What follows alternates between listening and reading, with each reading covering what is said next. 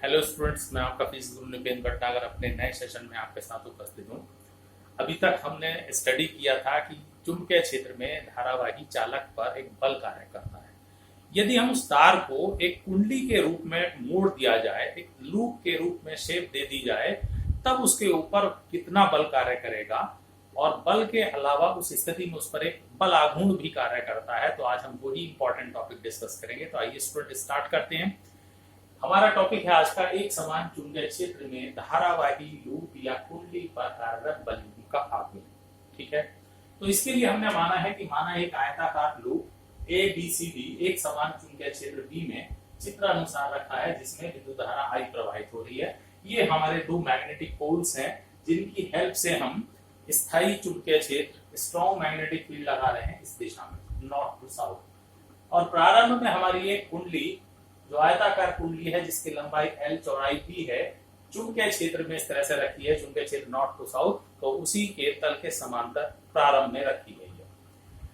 अब इस स्थिति में अगर हम देखें तो यहाँ पर कुंडली पर पहले देखें भुजाओं पर बल क्या कार्य कर रहे होंगे।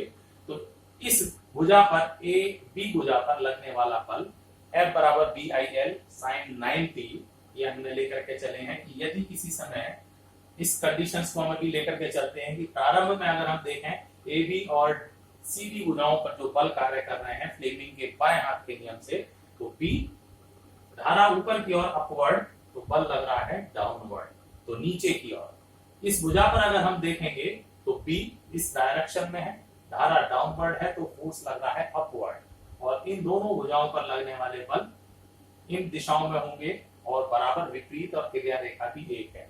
तो अब हम एक ऐसी कंडीशन कंसीडर कर रहे हैं कि जब कुंडली जरूरी नहीं है क्षेत्र के समांतर हो, ऐसी स्थिति में रखी हुई है जब कुंडली का तल चुंबकीय क्षेत्र में इस प्रकार रखा है कि उसके तल पर खींचा गया अभिलंब थीटा कोण बना रहा है। ये हमारी कुंडली है और ये इसके तल पर खींचा गया अभिलंब है, वो थीटा कोण बना रहा है मैग्नेटिक फील्ड से। तो किसी पर्टिकुलर समय पर हमने लिया है, तो यदि किसी समय लूप चुंबकीय क्षेत्र में इस प्रकार रखा हो कि कुंडली के तल पर खींचा गया अभिलंब चुंबकीय क्षेत्र से थीटा कोण बनाता है। ठीक है, डियर स्टूडेंट्स, इस कंडीशंस में जो बल लग रहे होंगे उसको इस डायग्राम में दिखाया गया है। तो भुजा ए बी पर कार्यरत चुंबकीय बल F1 होगा BI, और चूंकि इस भुजा की लंबाई है L, और sin 90 चूंकि मैग्नेटिक फील्ड के लंबवत धारा बह रही है यहाँ पर,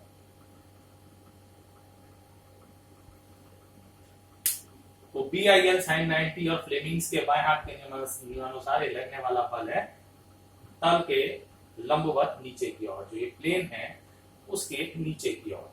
भुजा CD पर लगने वाली बल लिया है हमने, दैट इज F2, तो BIL sin 90 के कारण BIL खाली, और ये डायरेक्शन है तल के लंबवत ऊपर की ओर। ठीक है, अब ये दोनों भुजाएं रह गई हैं, इन पर लगने वाले बल बराबर और परिमाण में बराबर दिशा में विपरीत, और इनकी क्रिया रेखाएं भी एक ही होंगी। तो भुजाओं BC व DA पर कार्यरत बल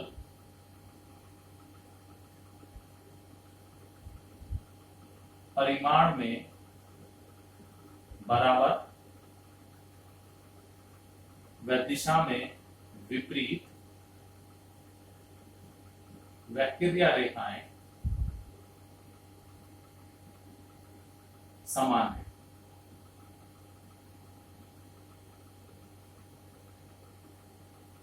अतः ये एक दूसरे को निरस्त कर देंगे, या हम ये कह सकते हैं कि ये कोई बल युग्म का निर्माण नहीं करेंगे। बल F1 F2 बराबर है, विपरीत दिशाओं में है, लेकिन क्रिया रेखाएं इनकी अलग अलग हैं, तो इसीलिए एक बल युग्म का निर्माण करते हैं, जिसको हमने यहाँ डायग्राम में दिखाया गया है। तो बल F1 व F2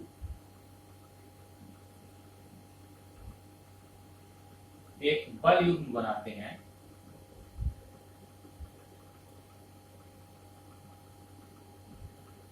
जिसका आघूर्ण टॉ बराबर होगा बल यानी F और इनटू उनके बीच की लंबवत दूरी। बलों के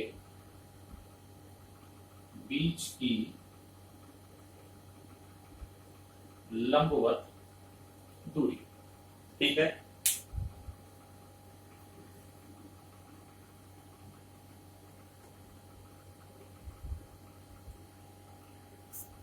बल है दोनों, कोई सा भी आप फोर्स लें, tau is equal to B I L, और इस डायग्राम में देखें आप, ये एंगल अगर थीटा है तो ये एंगल भी थीटा बैठेगा, और इन दोनों बलों के बीच की दूरी इस ट्रायंगल की हेल्प से निकालेंगे तो that is B sine theta.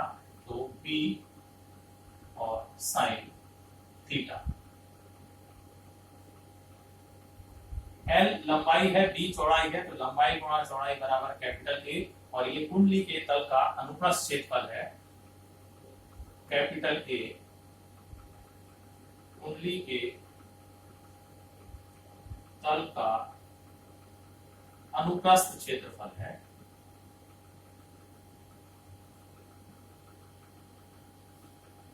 Values tau is equal to आ जाएगा B I A sine theta. इतने न्यूटन मीटर का बलयुग्म का आघूर्ण कार्य कर रहा होगा उस धारावाही लूप पर। अगर लूप की जगह कुंडली है और उसमें n फेरे ले लिए जाएं तो हर एक फेरे यानी हर एक लूप के ऊपर इतना ही बलयुग्म का आघूर्ण कार्य कर रहा होगा और सबकी डायरेक्शन क्या होगी, समान। तो n फेरों वाली कुंडली के कारण n टाइम्स हो जाएगा। तो यदि किसी कुंडली में फेरों की संख्या कैपिटल N हो तब उस पर कार्यरत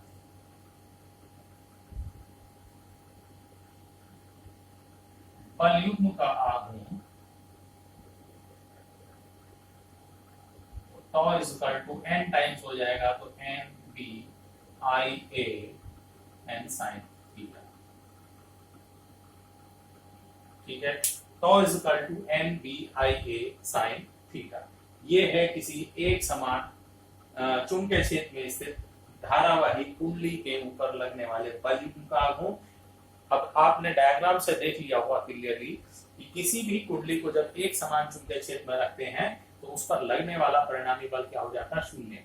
F1 F2 के बराबर विपरीत दिशा में उसको न्यूट्रल कर रहा है, F3 F4 के बराबर है विपरीत दिशा में, वो उसको न्यूट्रल कर रहा है। तो किसी भी कुंडली पर लगने वाला परिणामी बल शून्य होता है, लेकिन उसके ऊपर एक बलयुग्म का आघूर्ण कार्य करता है, आघूर्ण शून्य नहीं होता, और जिसकी वैल्यू हमने निकाली है tau is equal to n b i a sin theta. अगर SI सिस्टम में सब चीजें इस्तेमाल की गई हैं तो दैट इज न्यूटन मीटर।